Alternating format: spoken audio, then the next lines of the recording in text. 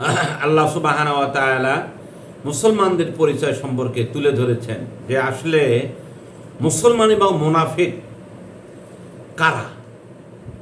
আল্লাহ সুবহানাহু ওয়া তাআলা সূরা মুমতাহিনায় কুরআনুল কারীমের ৬০ নম্বর সূরা মুমতাহিনায় প্রথম আয়াতটি আল্লাহ সুবহানাহু ওয়া তাআলা বলছেন, ইয়া আইয়ুহাল্লাযীনা আমানু লা তাত্তাখিযু আদুওয়ি ওয়া আদুওয়াকুম আউলিয়া তুলকুনা ইলাইহিম বিল মাওয়াদ্দা। আল্লাহ সুবহানাহু ওয়া তাআলা এই কোরআনের আয়াত দ্বারা কি বুঝাতে চাচ্ছেন? আপনি মুসলমান, আপনার মাথায় আমার মতো হাদি গামছা আছে, পাগড়ি আছে, টুপি আছে, আল খেল্লা আছে, তাহলে আপনি কি আসলে মুসলমান, প্রকৃত মুসলমান কিনা? তা আল্লাহ এই সম্পর্কে কি বলেছে? আল্লাহ সুবহানাহু ওয়া তাআলা বলছেন, কোনো মুসলমান যদি এইরকম হাদি গাজী, মাথায় আল খেল্লা, পাগড়ি, জুব্বা, বড় বড় পাঞ্জাবি, বড় বড় টুপি আর জুব্বা থাকে, কিন্তু তার সম্পর্ক যদি ইহুদি এবং নাসারাদের সাথে তার বন্ধুত্ব হয়, তাহলে তাকে মুসলমান বলা যাবে কি না? আল্লাহ তাআলা কি বলেছেন? সে আদৌ মুসলমান কিনা? যার সম্পর্ক ইহুদিদের সাথে, যার বন্ধুত্ব নাসারাদের সাথে, যার বন্ধুত্ব কাফেরদের সাথে, সে কি আসলে মুসলমান? সে মুসলমান থাকবে কি না? আল্লাহ এই ব্যাপারে স্বয়ং আল্লাহ তাআলা কি বলেছেন?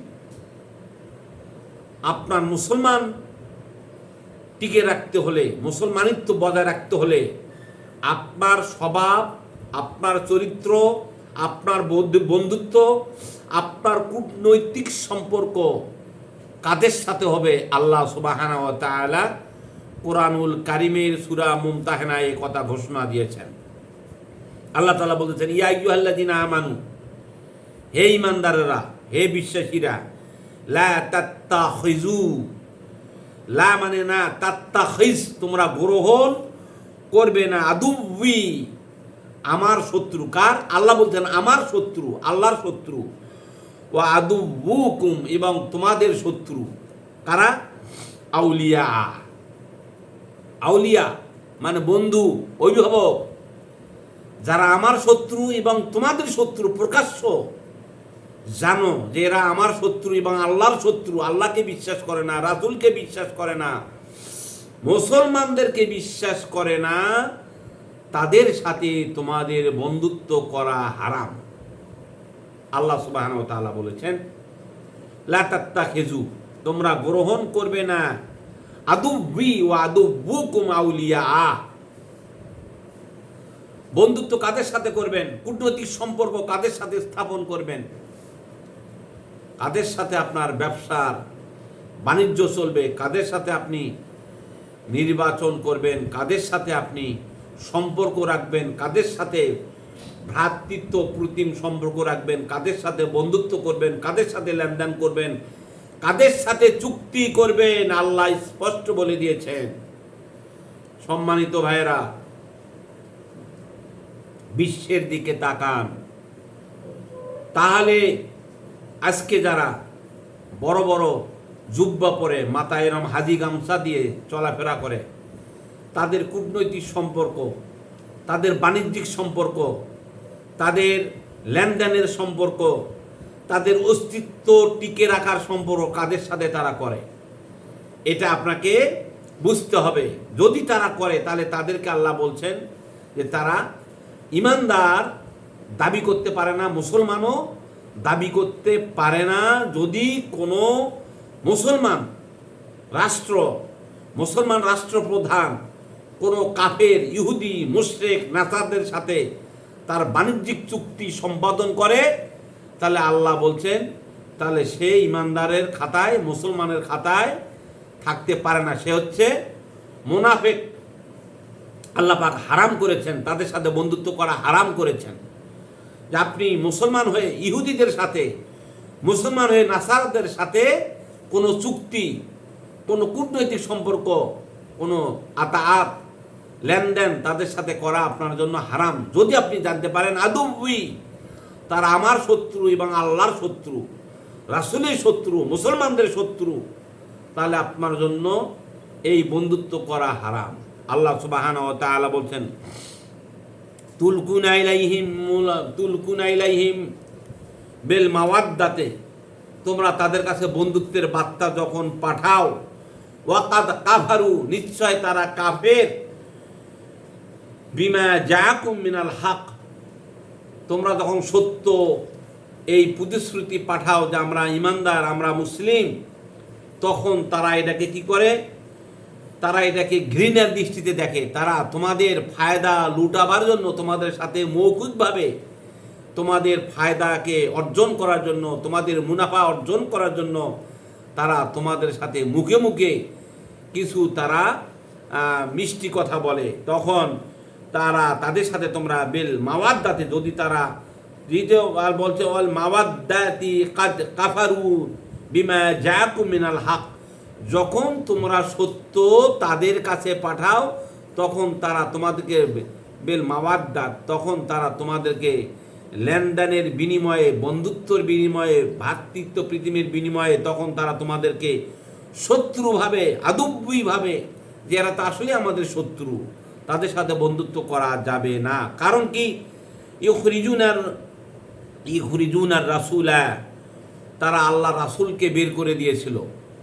ওয়াইয়াকুম আন তুমিনু বিল্লাহি রাব্বিকুম ওয়া কুনতুম খারাজতুম বিমা জাহাদা ফি সাবিলি, তারা আল্লাহ রাসূলকে এবং রাসূলের সাথে যারা সাহাবী ছিল, ঈমান আনার কারণে তারা তাদের বাড়ি ঘর থেকে তাদেরকে বহিষ্কার করেছিল, বের করে দিয়েছিল, দেশান্তরিত করেছিল। অতএব এমন সম্প্রদায় যদি কোনো মুসলমানের সাথে বন্ধুত্ব করতে চায়, তাহলে কোনো মুসলিম রাষ্ট্র, মুসলিম দেশ, তাদের সাথে কোনো বন্ধুত্ব করা যাবে না। এটা আল্লাহর নির্দেশ। আপনি আপনার ব্যবসাকে প্রসারিত করার জন্য কোনো মুসলিম দেশের সাথে আপনি চুক্তি করেন, যদিও তারা দুর্বল থাকে, আপনি যদি সম্পদশালী হয়ে থাকেন, তাহলে ওই মুসলিম দেশকে আপনি সহযোগিতা দেন যে আপনি আমার দেশ থেকে মাল কেনেন, আমি আপনাকে কম দামে দেব, তারা লাভবান হবে। তা এইভাবে যত আপনার ভ্রাতৃত্বপ্রতিম দেশ আছে যারা আপনার মুসলমান, তাদের সাথে আল্লাহ সুবহানাহু ওয়া তাআলা বলেছেন তাদের সাথে চুক্তি করো, তাদের সাথে বাণিজ্য করো, তাদের সাথে তুমি কূটনৈতিক সম্পর্ক জোরদার করো, উন্নয়ন করো, তাহলে তুমি মুসলমান। আর তুমি মুসলমান, আর যদি তুমি কাফেরদের সাথে, ইহুদিদের সাথে, নাসারদের সাথে তোমার বাণিজ্যিক চুক্তি করো মুসলমান বাদ দিয়ে, তাহলে বুঝতে হবে তুমি প্রকৃত মুসলমান নাও, তুমি হচ্ছে মুনাফিক। এই সূরা মুমতাহিনাটা নাজিল হয়েছিল, এই একজন মুনাফিক ভাবছিল মুসলমানেরা যে হাতেব ইবনে আবি বালতা নামে একজন সাহাবী ছিলেন, যিনি যুদ্ধ করেছিলেন বদরের যুদ্ধে। তিনি ঘটনাক্রমে কাফেরদের কাছে একটা পত্র পাঠিয়েছিলেন এক মহিলার মাধ্যমে, যে এই পত্রটা যদি কাফেরদের কাছে যায় তাহলে হয়তো আমার পরিবারের প্রতি কাফেরেরা কিছুটা স্নেহপরায়ণ হবে, কিছু ভালোবাসা দেখাবে, তারা হয়তো বুঝবে হাতেব ইবনে আবি বালতা আমাদের লোক। এই ভেবেই হাতেব ইবনে আবি বালতা কাফেরদের কাছে একটা পত্র পাঠাইছিল। রাসূলুল্লাহ সাল্লাল্লাহু আলাইহি ওয়াসাল্লাম যখন বদরের যুদ্ধ শেষ করে মদিনায় আগমন করেন, মক্কা বিজয়ের পূর্বে হাতেব ইবনে আবি বালতা নামে সাহাবী এক মহিলার কাছে পত্র পাঠিয়ে দিয়েছিল যে মদিনার মুসলমানেরা মক্কা অভিযান চালাবে এবং মক্কা আক্রমণ করবে, মক্কা অভিযান চালাবে, এই কথা তুমি কাফেরদেরকে জানিয়ে দাও। এই তাদের কাফেরদের সাথে ভালোবাসা পাওয়ার জন্য, কাফেরদের কাছ থেকে কিছু সহানুভূতি, ভ্রাতৃত্বপূর্ণ আচরণ পাওয়ার জন্য হাতেব ইবনে আবি বালতা একটা পত্র পাঠিয়েছিল কাফেরদের কাছে। আল্লাহ রাসূলকে এই ঘটনাটা জানিয়ে দেওয়া হয় কোরআনের মাধ্যমে, জিবরাইল আলাইহিস সালামকে দিয়ে রাসূলের কাছে পাঠিয়ে দেওয়া হয় যে হে আল্লাহ রাসূল, হাতেব ইবনে আবি বালতা একজন মহিলার কাছে একটা চিঠি পাঠিয়েছে, তুমি যে মক্কা আক্রমণ চালাবা, মক্কার যে অভিযান চালাবা, এই কথাটা মক্কার লোক আগেই জানতে পারবে। এই উপলক্ষে হাতেব ইবনে আবি বালতা একটা চিঠি পাঠিয়েছেন। রাসূলুল্লাহ সাল্লাল্লাহু আলাইহি ওয়াসাল্লাম হাতেব ইবনে আবি বালতাকে ডাকলেন, ডেকে বললেন যে হাতেব, তুমি কি জন্য এই কাজটা করেছো? আবি বালতা বললেন, ইয়া রাসূলুল্লাহ, আমি তো জানি মক্কা তো আপনার হাতে বিজয় হবেই, আমি জেনে শুনেই দিয়েছি একটা চিঠি। আমি তো রাসূল বললেন, তুমি কেন চিঠিটা দিলে? আমরা তো এটা গোপনে মক্কা আক্রমণ করব, তুমি কেন আগে প্রকাশ করে দিলে? হাতেব ইবনে আবি বালতা বলেন, ইয়া রাসূলুল্লাহ, আমি ইয়েমেন থেকে মক্কায় এসেছি হিজরত করে এবং আপনার উপর ঈমান এনেছি, বদরের যুদ্ধে অংশগ্রহণ করেছি। মক্কায় আমার কোনো ভাই নাই, আমার বাবা নাই, আমার মা নাই, কোনো আত্মীয় স্বজন নাই, শুধু আমার স্ত্রী, আমার 3 সন্তান আর আমি ছাড়া মক্কায় কেউ নাই। তো তাদের এই 3 সন্তান আর স্ত্রীকে রেখে আমি তো আপনার সাথে মদিনায় হিজরত করতে এসেছি। ইয়া রাসূলুল্লাহ, আমি আপনার মহব্বতে চলে এসেছি, ইসলামকে ভালোবাসি, আপনাকে ভালোবাসি, চুল পরিমাণ আমার ভিতরে ইমানের ঘাটতি নেই। আমি কাফেরদেরকে, মুশরিকদেরকে ভালোবাসি, এই জন্য চিঠি পাঠাচ্ছি। এটা না, চিঠিটা এই জন্য পাঠিয়েছি যাতে এই চিঠিটা পেলে কাফেরেরা আমার স্ত্রী সন্তানদেরকে কিছুটা সহানুভূতি করে। যারা মক্কা থেকে যখন মদিনায় হিজরত করে আসছিল, যারা স্ত্রী সন্তান রেখে এসছে, কাফেররা তাদেরকে চরম নির্যাতন চালাতো, চরম অপমান করত, লাঞ্ছিত করত, অপবাদ দিত, মারধর করত। তাহলে আমি যে আপনার সাথে মদিনায় এসেছি, এই চিঠি পেলে হয়তোবা মক্কার কাফেরেরা আর আমার স্ত্রী সন্তানদেরকে লাঞ্ছনা করবে না, মারধর করবে না, নির্যাতন চালাবে না। চিঠি পাওয়ার কারণে হয়তো তারা আমার পরিবারের উপরে ইহসান করবে, একটু ভালোবাসা দিবে, একটু মহব্বত করবে, হয়তোবা হাতে আমাদের লোক, এই জন্য চিঠি পাঠিয়েছে, এই কারণে আমি দিয়েছি। কিন্তু ইয়া রাসূলুল্লাহ, আমি তো জানি আপনি মক্কা বিজয় হবে, আল্লাহ আপনাকে মক্কা বিজয় করবেন, এটা আমি জেনে শুনেই দিয়েছি ইয়া রাসূলুল্লাহ। আমার অন্য কোনো উদ্দেশ্য ছিল না যে রাসূলের ক্ষতি হোক বা তারা জানলে রাসূলের ক্ষতি হবে, এই নিয়তে কিন্তু আমি দেই নাই। আমি দিয়েছি শুধু আমার পরিবারের উপর তারা যেন একটু ইহসান করে, তারা যেন একটু দয়া করে, একটু মায়া করে, একটু মহব্বত করে, এই জন্য আমি চিঠিটা আমি পাঠিয়েছি ইয়া রাসূলুল্লাহ। তখন আল্লাহ সুবহানাহু ওয়া তাআলা এই মুমতাহিনা, এই পরীক্ষার সূরাটি নাজিল করেন। সম্মানিত উপস্থিতি ভাইয়েরা, আমরা জানলাম যে কোনো মুসলমান রাষ্ট্রপ্রধান, কোনো ইহুদি রাষ্ট্রপ্রধানের সাথে বন্ধুত্ব করা যাবে না, কোনো মুশরিকদের সাথে বন্ধুত্ব করতে পারবে না, কোনো মুসলিম রাষ্ট্রের প্রধান ইহুদি নাসারাদের সাথে বন্ধুত্ব করতে পারবে না, কূটনৈতিক সম্পর্ক করতে পারবে না, বাণিজ্যিক চুক্তি করতে পারবে না। এটা স্বয়ং আল্লাহ সুবহানাহু ওয়া তাআলা নিষেধ করেছেন।